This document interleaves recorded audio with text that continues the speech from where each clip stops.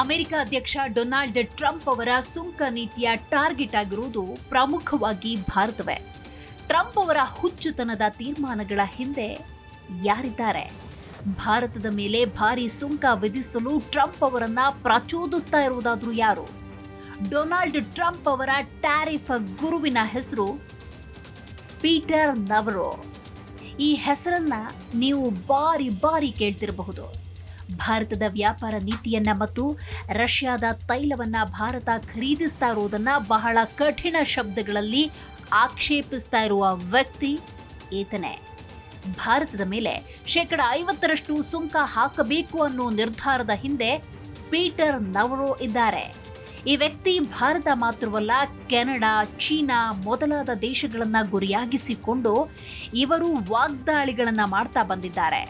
Peter ನವರೋ America ಅಧ್ಯಕ್ಷ Donald Trump ಅವರನ್ನ ಪ್ರಭಾವಿಸುವ ಹಾಗೂ ಒಂದು ದೇಶದ ಆರ್ಥಿಕ ಮತ್ತು ಹಣಕಾಸು ನೀತಿಯನ್ನ ತೀರಾ ದೊಡ್ಡದಾಗಿ ಬದಲಿಸುವ ಮಟ್ಟಕ್ಕೆ ಹೇಗೆ ಬಂದ್ರು ಅನ್ನೋ ಮಾಹಿತಿ ಇಲ್ಲಿದೆ ನೋಡಿ.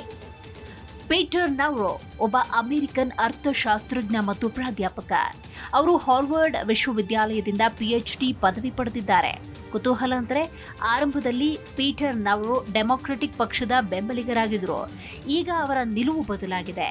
ಅಮೆರಿಕ ಫಸ್ಟ್ ಎನ್ನುವ ಉದ್ದೇಶದಲ್ಲಿ ರೂಪಿಸಲಾಗುವ ವ್ಯಾಪಾರ ನೀತಿಯ ಸಮರ್ಥಕರಾಗಿದ್ದಾರೆ.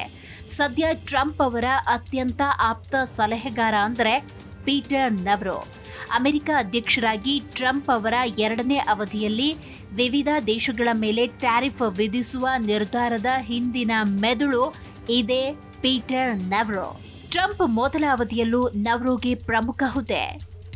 ಟ್ರಂಪ್ ಮೊದಲ ಅವಧಿಯಲ್ಲಿ ಪೀಟರ್ ನವರೋ ಶ್ವೇತಭವನದಲ್ಲಿ ರಾಷ್ಟ್ರೀಯ ವ್ಯಾಪಾರ ಮಂಡಳಿಯ ನಿರ್ದೇಶಕರಾಗಿದ್ದರು. ಈಗ ಅವರ 2ನೇ ಅವಧಿಯಲ್ಲಿ ವ್ಯಾಪಾರ ಮತ್ತು ಉತ್ಪಾದನೆಯ ಹಿರಿಯ ಸಲಹೆಗಾರರಾಗಿದ್ದಾರೆ. ಪೀಟರ್ ನವರೋ ಟ್ರಂಪ್ ಅವರ ಟ್ಯಾರಿಫ್ ನೀತಿಗಳ ಮಾಸ್ಟರ್ ಮೈಂಡ್ ಅಂತಾನೆ ಹೇಳಲಾಗುತ್ತೆ. ಅಮೆರಿಕ ಫಸ್ಟ್ ನೀತಿಯ ಹಿಂದಿನ ಪ್ರಮುಖ ಶಕ್ತಿ ಇದೇ ಪೀಟರ್ ನವರೋ. ಹಾಗಾದ್ರೆ ಡೊನಾಲ್ಡ್ ಟ್ರಂಪ್ಗೆ ಪೀಟರ್ ನವರೋ ಹತ್ತಿರವಾಗಿದ್ದಾದ್ರೂ ಹೇಗೆ? ಡೊನಾಲ್ಡ್ ಟ್ರಂಪ್ ಮತ್ತು ಪೀಟರ್ ನವರೋ ಒಟ್ಟಿಗೆ ತರುವಲ್ಲಿ ಟ್ರಂಪ್ ಅವರ ಅಳಿಯ ಜೆರೆಡ್ ಕುಶ್ನರ್ ಪ್ರಮುಖ ಪಾತ್ರ ವಹಿಸಿದ್ದಾರೆ. ನವರೋ ಅವರ ಡೆತ್ ಬೈ ಚೀನಾ ಪುಸ್ತಕವನ್ನು ಓದಿದ ನಂತರ ಅದರಿಂದ ಜೆರೆಡ್ ತುಂಬಾನೇ ಪ್ರಭಾವಿತರಾದ್ರು. ಕುಶ್ನರ್ ಅವರನ್ನ ಸಂಪರ್ಕಿಸಿ ಟ್ರಂಪ್ ಪರ ಪ್ರಚಾರ ಮಾಡಲು ಆಹ್ವಾನಿಸಿದ್ರು. ಟ್ರಂಪ್ ಅವರ ಮೊದಲ ಅವಧಿಯಲ್ಲಿ ಅವರನ್ನ ವ್ಯಾಪಾರ ಸಲಹೆಗಾರರನ್ನಾಗಿ ಮಾಡಿತು. ನವರೋ ಅವರ ಆಕ್ರಮಣಕಾರಿ ನೀತಿ ಶೈಲಿಯಿಂದಾಗಿ ಸಹೋದ್ಯೋಗಿಗಳೊಂದಿಗೆ ತಿಕ್ಕಾಟ ಇದ್ದೇ ಇದೆ. ಇನ್ನು ಭಾರತಕ್ಕೆ ಸುಂಕ ನೀತಿಯ ಬಗ್ಗೆ ನೋಡೋದಾದ್ರೆ, ಭಾರತವು ರಷ್ಯಾದಿಂದ ಕಚ್ಚಾ ತೈಲ ಖರೀದಿಸುವ ಬಗ್ಗೆ ಅಮೆರಿಕ ಅಧ್ಯಕ್ಷ ಡೊನಾಲ್ಡ್ ಟ್ರಂಪ್ ತಕರಾರು ವ್ಯಕ್ತಪಡಿಸ್ತಾ ಬಂದಿದ್ದಾರೆ. ಟ್ರೇಡ್ ಡೀಲ್ ಮಾಡಿಕೊಳ್ಳುವುದಕ್ಕೆ ಭಾರತಕ್ಕೆ 25% ಸುಂಕ ಪ್ರಕಟಿಸಿದ್ದ ಡೊನಾಲ್ಡ್ ಟ್ರಂಪ್ ರಷ್ಯಾದ ತೈಲ ಖರೀದಿಸ್ತಾ ಇರುವ ಕಾರಣಕ್ಕೆ ಭಾರತದ ಮೇಲೆ ಹೆಚ್ಚುವರಿ 25% ಸುಂಕ ಪ್ರಕಟಿಸಿದರೆ, ಇದರೊಂದಿಗೆ ಭಾರತದ ಮೇಲೆ ಅಮೆರಿಕ 50% ಟ್ಯಾರಿಫ್ ಹಾಕಿದಂತಾಗಿದೆ. ಭಾರತದ ಸರಕುಗಳ ರಫ್ತಿಗೆ ಅಮೆರಿಕವೇ ಅತಿ ದೊಡ್ಡ ಮಾರುಕಟ್ಟೆ.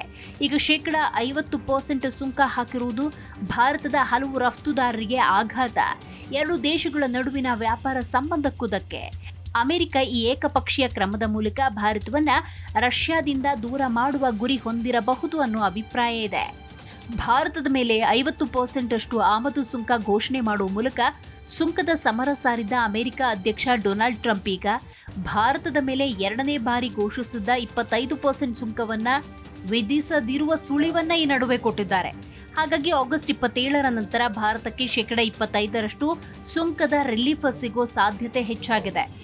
ಹೌದು, ಭಾರತ ಮಾತ್ರವಲ್ಲದೆ ರಷ್ಯಾದಿಂದ ತೈಲ ಖರೀದಿಸುವ ಎಲ್ಲ ದೇಶಗಳಿಗೂ ಹೆಚ್ಚುವರಿ ಸುಂಕದಿಂದ ರಿಲೀಫ್ ನೀಡೋ ಬಗ್ಗೆ 2-3 ವಾರಗಳಲ್ಲಿ ಪರಿಶೀಲನೆ ನಡೆಸುವುದಾಗಿ ಟ್ರಂಪ್ ಹೇಳಿದ್ದಾರೆ.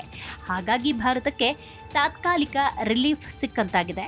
ಆದರೂ 2-3 ವಾರದಲ್ಲಿ ಮತ್ತೆ ಯೋಚಿಸ್ತೇನೆ ಅಂದಿರೋದು ಭೀತಿಯನ್ನ ಹುಟ್ಟಿಸಿದೆ. ತೈಲ ಖರೀದಿ ದಿಸೆಯಲ್ಲಿ ರಷ್ಯಾ ಈಗ ಒಂದು ದೇಶವನ್ನು ಕಳೆದುಕೊಂಡಿದೆ. ಭಾರತದ ಬಗ್ಗೆ ನೋಡುವುದಾದ್ರೆ ರಷ್ಯಾದಿಂದ 40% ತೈಲವನ್ನ ಖರೀದಿಸ್ತಾ ಇದೆ. ಚೀನಾ ಕೂಡ ಇದನ್ನೇ ಮಾಡ್ತಾ ಇದೆ. ತಾನೇನಾದ್ರೂ 2ನೇ ಸುಂಕವನ್ನ ಹೇರಿದ್ರೆ ಅವರಿಗೆ ವಿನಾಶಕಾರಿಯಾಗಲಿದೆ. ಅಷ್ಟಕ್ಕೂ ನಾನು ಸುಂಕ ವಿಧಿಸಲೇಬೇಕು ಅಂದುಕೊಂಡ್ರೆ ವಿಧಿಸ್ತೇನೆ, ಆದರೆ ನಾನು ಹಾಗೆ ಮಾಡದೆಯೂ ಇರಬಹುದು ಅಂತ ಡೊನಾಲ್ಡ್ ಟ್ರಂಪ್ ಹೇಳಿದ್ದಾರೆ. ಈ ಮೂಲಕ ತಮ್ಮ ದ್ವಂದ್ವ ನಿಲುವನ್ನ ಮುಂದುವರಿಸಿದ್ದಾರೆ.